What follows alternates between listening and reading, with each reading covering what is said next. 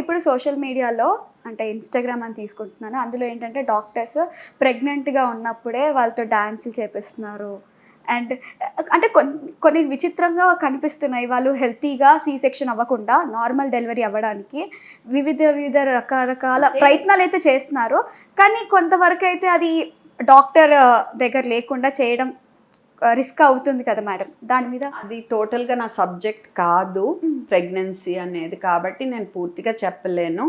But ప్రెగ్నెంట్గా ఉన్న తల్లి హ్యాపీగా ఉండటం అనేది మటుకు చాలా important. So if dance is making her happy then let her dance. Only thing is తన ఆబ్స్టెట్రిషియన్తో క్లియర్గా డిస్కస్ చేయాలి ఎంతవరకు ఏ ఫిజికల్ యాక్టివిటీ అలౌడ్. కొంతమంది ఇప్పుడు బరువులు అవి ఎత్తకూడదు, పొట్ట మీద ప్రెషర్ పడే చేయకూడదు, అలా ఉంటుంది. వాళ్ళ సర్విక్స్ ఏమన్నా కొంచెం వదులుగా ఉందనుకో తొందరగా, అప్పుడు వాళ్ళు చాలా జాగ్రత్తగా ఉండాలి. ఒక్కోసారి బెడ్ రెస్ట్ కూడా ఉంటుంది. సో అలాగా.